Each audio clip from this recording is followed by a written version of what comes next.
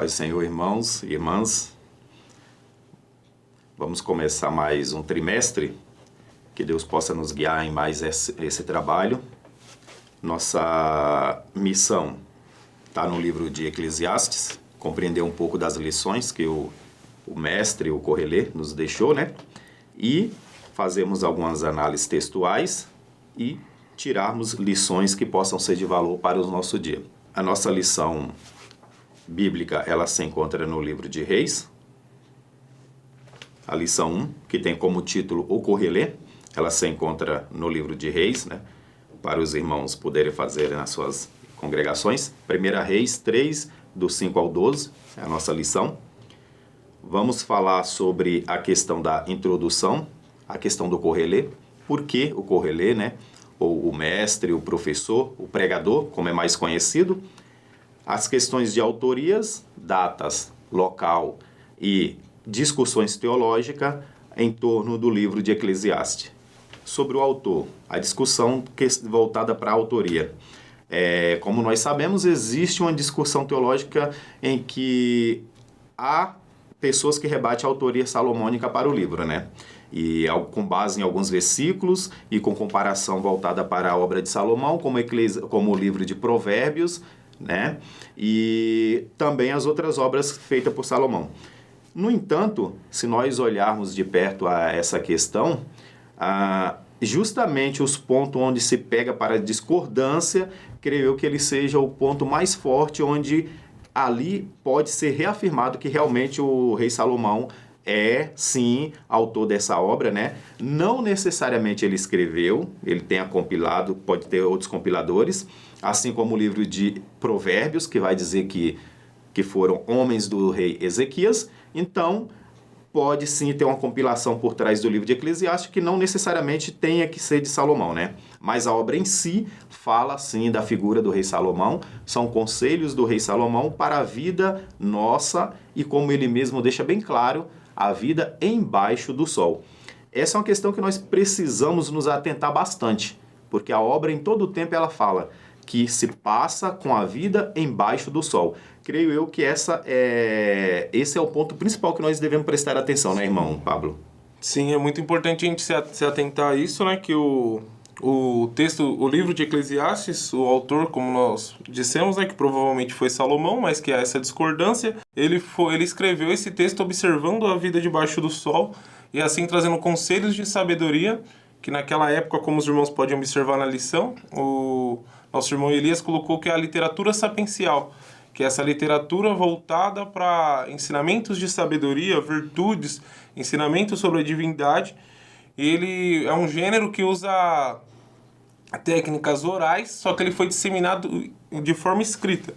Então, por conta dessas figuras de linguagem, há muitas diferentes opiniões sobre os livros de Eclesiastes, e eu creio que essas aulas serão para suprir essas opiniões e também trazer conselhos de sabedoria para todos os jovens e os irmãos. É importante, como o irmão Pablo falou, nós nos atentarmos para o gênero do livro, tá, irmãos? É literatura sapiencial, tá? Portanto, a literatura sapiencial, diferentemente dos, vamos dizer, dos livros proféticos, por exemplo, ela não é uma literatura nacionalista. Ela é uma literatura desenvolvida para todos os públicos em qualquer tempo, em qualquer lugar do mundo, tá? Então, é um livro atemporal. Ele não está preso ao tempo de Salomão, muito menos aos limites de Israel, tá? Essa é uma coisa que nós precisamos prestar atenção, porque nós vamos deparar com alguns pontos onde nós podemos até questionar que isso não fazia parte do contexto da vida no tempo em que o rei Salomão reinava, né, sobre Israel. Mas, como o próprio livro diz, é um projeto de esquadrinhamento do rei Salomão sobre a vida embaixo do sol. E o sol, portanto, não se limitava aos limites, às fronteiras de Israel. Então, assim sendo, nós já entendemos que um dos propósitos dessa obra é que pessoas de outras nações pudessem ser alcançadas com os conselhos do sábio Salomão. Outra coisa que também foi uma grande discussão entre a cultura judaica era sobre a divindade, né? Sobre a inspiração divina que estava sobre o livro de de Eclesiastes. Eu acho interessante o professor, conhecendo a sua turma, saber se eles têm algum conhecimento sobre os livros apócrifos, né, que são os livros do Antigo Testamento, que não fazem parte do cânon bíblico. Se você vê que a sua turma não tem um conhecimento sobre isso, é interessante você passar para eles algumas informações sobre esses livros, para que assim eles possam ver a diferença que há entre o livro de Eclesiastes, mesmo se tendo uma discussão se ele era inspirado por Deus ou não. Hoje ele é completamente aceito nas Sagradas Escrituras, e há uma grande diferença entre eles e os livros apócrifos, que citam, por exemplo, a adoração a mortos e algumas outras coisas. Eu vou estar até compartilhando o texto num dia que a aula for compartilhada com os professores, que vai falar um pouquinho sobre as heresias contidas nos livros apócrifos, e essas heresias nós não encontramos elas no livro de Eclesiastes. Título, ao que se refere ao título. Se nós formos olhar para essa questão, o título em si já é um problema, né? Eclesiastes. Afinal de contas, como nós sabemos, os livros da Bíblia, no cânon bíblico, ele não vinha com títulos. Portanto, de onde vem essa palavra Eclesiastes? O livro de Eclesiastes inicia simplesmente falando palavras do rei. Então, ela começa dizendo assim, mestre filho de Davi, rei em Jerusalém, né? E ali vai começar a falar sobre a questão do pregador, né? Ou o Kohelet, né? Como nós colocamos aqui. E essa palavra é bom que os irmãos se acostumem, porque é ela que vai permear todas as nossas lições, tá? A palavra Kohelet. Então, quando nós vamos para a questão do título, o título em si já é um problema. Porque, afinal de contas, o que é Eclesiastes? É uma palavra bem conhecida nossa, né? Que quando vai falar de igreja, de eclésia, do grego e tudo mais, nós vamos entender que esse eclesiástico, qual que é o sentido dele? Começa a encaixar o sentido do título, né? Que é o pregador, outros colocam o pregador, outros colocam o professor, e esse pregador poderia ser qualquer pessoa que estivesse falando para um público ou uma assembleia, né? Não necessariamente, né? Uma vez que, tirando a inauguração do Templo de Jerusalém, onde temos uma das mais belas orações de toda a Bíblia, que é a oração de Salomão ao iniciar a inauguração do Templo, nós vamos ver que lá, né, nessa oração, Salomão, ele vai falar para o povo, era a inauguração do templo. Mas, fora isso aí, nós não temos nenhum registro de que Salomão chegou a discursar para alguém, para uma plateia, para um público especificamente. Mas por que o nome de pregador, né? E uma das questões teológicas é que o nome pregador, né, a função de Salomão, ela se sobressaiu à pessoa, ao nome, o rei Salomão, o rei de Israel, né? Então, era também já uma deixa, né, para nós entendermos que o público final desse livro não seria simplesmente o povo dentro dos limites de Israel. Então, algo que eu acredito interessante ressaltar com seus alunos é que Eclesiastes vem da palavra eclesiástico, que era, no caso, um orador de uma assembleia, e que não necessariamente precisava ser para um grande público, que aqui o livro de Eclesiastes, por exemplo, como o irmão falou, Salomão não estava discursando, não é um discurso de Salomão, mas o propósito do texto é ser um discurso para mais do que as pessoas que podiam estar no ambiente ouvindo. Se ele estava escrevendo e não estava direcionando para alguém, o propósito dessa escrita dele era ser um discurso oral que ia ser disseminado para mais pessoas fora da cultura judaica e dentro da cultura judaica também, que foi o que a gente falou sobre a literatura sapiencial. Exatamente. E falando sobre a datação do livro. Essa daí não tem muita o que discutir, né? Porque se nós não considerarmos Salomão como sendo o autor desse livro, né, que essa história não foi da época do rei Salomão, por si só as datas já vai haver divergência, né?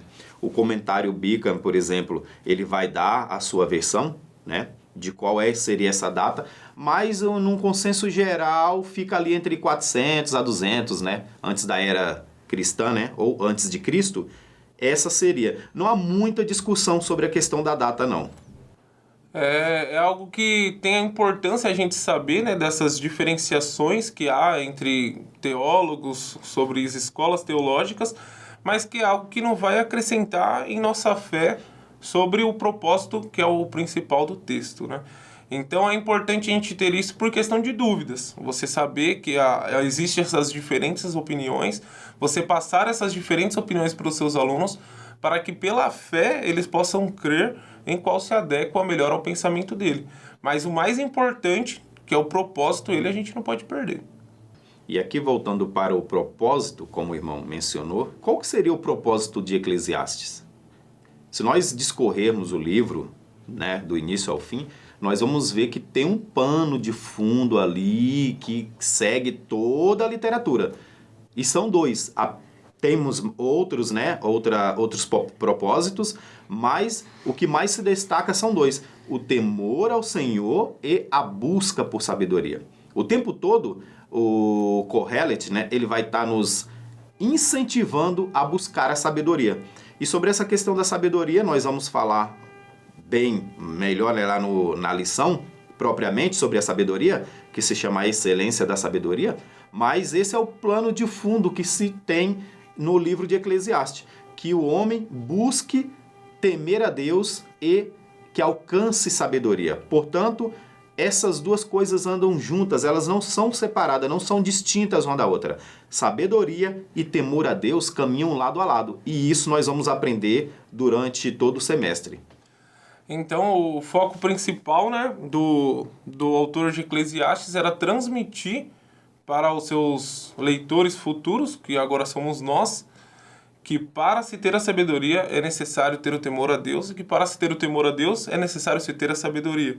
E é sobre isso que nós iremos discorrer sobre toda a revista, vendo importantes citações de sabedoria que irão acrescentar junto à nossa fé e o nosso temor ao Senhor. E aí no tópico 2, nós partimos sobre a história do rei Salomão, né? O rei Salomão, ele não teve uma biografia grande na Bíblia, né? Nós temos ali a história de como o seu pai e sua mãe se conheceram, todos os conhecem, né? Os professores, sobre ali os problemas que se teve ali na relação entre Davi e Betseba. E depois... então, ao nascer, ele recebe esse nome de Rei Salomão, depois que o seu irmão morreu e a Betseba engravidou de novo. Mas Deus deu para ele o nome de Gedidias. E essa parte é muito importante porque naquela época receber um nome de Deus seria como se você recebesse um atributo de sua personalidade. O nome, ele tinha um valor maior do que se tem nos dias atuais. Então isso é algo muito importante para ressaltar com seus alunos, de que o nome que Deus dava para uma pessoa ia muito além de hoje as denominações que nós temos de cada um. Quando você recebia o nome de Deus, por exemplo, Jacó teve seu nome mudado para Israel, e o nome da pessoa vinha junto, tinha-se um atributo de sua personalidade. Então, Gedidias, que foi o nome que Deus deu para Salomão, tinha um atributo que era o amado do Eterno. Então, significava que Salomão era o amado de Deus. Então, por isso que nós devemos focar no propósito deste livro, sabendo que Salomão tinha um atributo que o Senhor colocou sobre ele, que era ser amado do Eterno. E falando um pouco mais sobre a questão do rei Salomão, uma das coisas que às vezes se discute dentro da igreja é se o povo de Deus teria ou não um rei, caso eles não pedissem a Deus, né? E quando nós vamos lá para o livro de Êxodo, capítulo 4, por exemplo, vai dar as leis que um rei deveria seguir. Isso foi antes da instituição de reis, né, no meio do povo de Deus.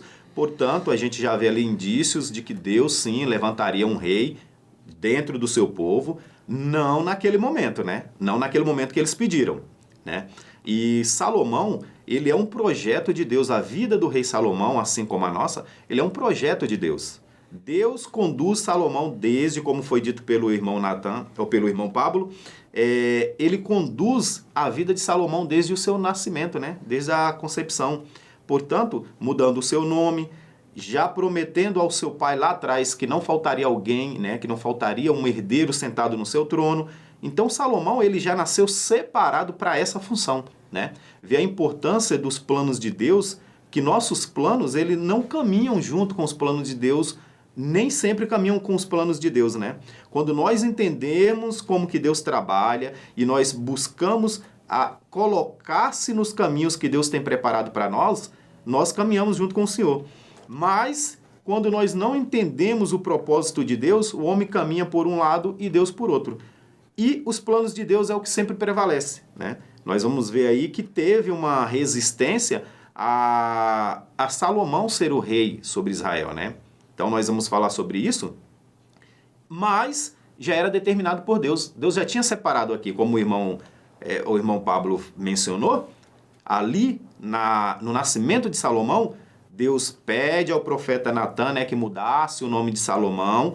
Portanto, ali Deus já estava trabalhando nesse rei que iria sentar no trono de Davi.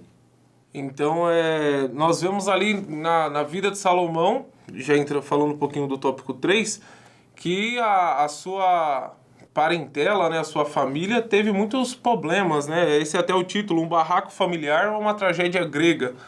Porque Salomão cresceu no meio de uma casa ali onde teve grandes discussões, onde teve grandes problemas, e ele viu que esses problemas foram consequências das escolhas erradas que Davi tinha feito.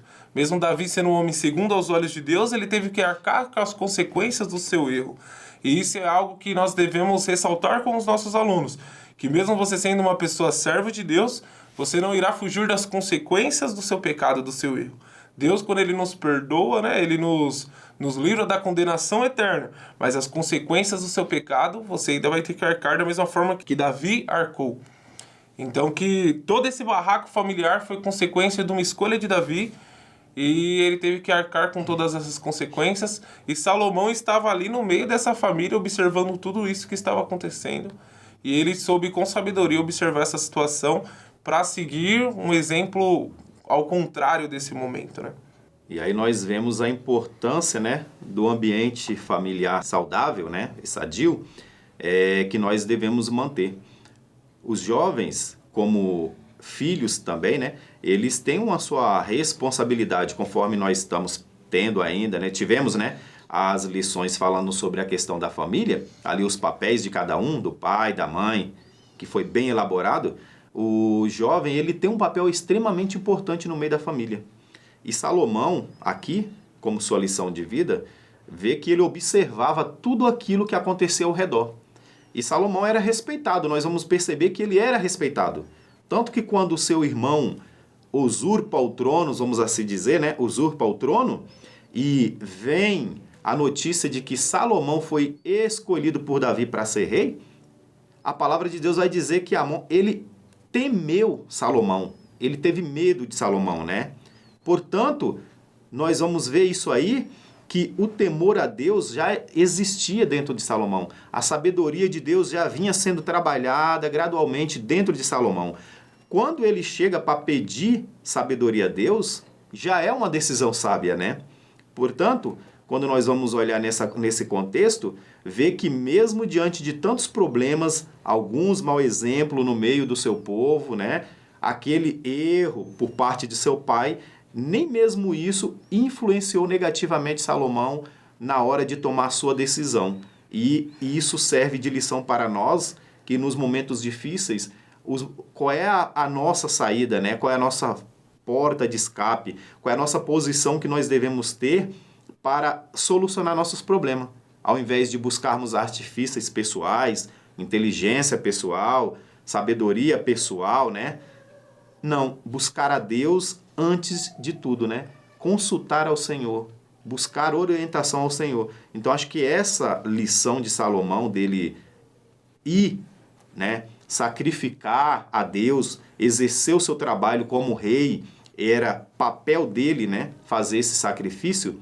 Então, mostrando que ele não se desfez, que ele não estava em conflito de ideia, ele não estava em conflito, né, psicológico ali naquele momento. Ele sabia do papel que ele tinha assumido, da sua responsabilidade, e o seu pedido, que nós vamos falar aqui, reflete bem essa questão. Então, no tópico 4, como o nosso irmão Elias comentou, o pedido que Salomão faz a Deus é mais que um pedido, é um apelo. Ele tinha observado que seu pai, rei Davi, um homem segundo aos olhos de Deus, ao coração de Deus, ele passou por dificuldades por fazer uma escolha errada, por cometer um erro. Então ele pede para o Senhor, apela ao Senhor, que o Senhor o dê sabedoria para governar ao seu povo. E isso é algo que nós devemos concentrar para transmitir isso aos jovens. A partir daquele momento que Salomão se tornou rei, ser rei se tornou a missão da vida dele. Então ele decidiu entregar esta missão para pedir ajuda ao Senhor. E isto é algo que os jovens têm que ser reforçado com eles. Quando eles vão escolher, por exemplo, em que serviço trabalhar, em que faculdade exercer, eles relacionam isso ao quanto eles vão ganhar, ao período de trabalho, ao conforto que isso vai trazer para eles, ou eles primeiro se direcionam ao Senhor para pedir ajuda ao Senhor para guiar agora ele nessa sua nova missão. E foi isso que Salomão fez de importante. Salomão sabia que ele era o escolhido de Deus para aquele cargo, mas o fato dele ser escolhido de Deus não fez com que ele se achasse soberano, maior, mas sim que ele pedisse mais ajuda agora do Senhor, porque ele sabia que grande era o trabalho que ele ia ter por diante. E aí, para nós fecharmos essa questão do pedido do rei Salomão, né? É importante notar que observa que o rei Salomão, apesar dele ser rei, da coroa estar sobre a sua cabeça, ele entendia que aquele povo não era dele, né? Então as responsabilidades, e ele entendia que aquele povo não era dele, que era um povo de Deus. Vê que quando ele vai pedir sabedoria ao Senhor, ele fala o teu povo, né? Ele não vai falar o meu reino, o meu povo, os meus súditos. Ele deixa bem claro, Deus, o povo é seu. Portanto, se o povo é de Deus, o rei que está sobre o povo também precisa ser de Deus, né?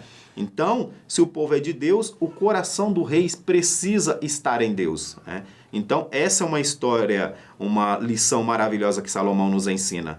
Não é pela metade, nos dar a Deus pela metade. Precisamos nos dar por completo ao serviço do reino dos céus, né? Ao serviço do reino de Deus. E ali Salomão vai colocar a última parte que faltava, né? Nessa coroação, nesse reino, que é o seu coração. Ele vai colocar o seu coração diante do Senhor, aberto, né? Ali um momento de sinceridade, onde ele olha todas as dificuldades e ele fala, sem a orientação de Deus, sem o auxílio de Deus, ele sabia que ele não teria êxito. Portanto, ele vai entregar o seu coração ao Senhor em busca de sabedoria.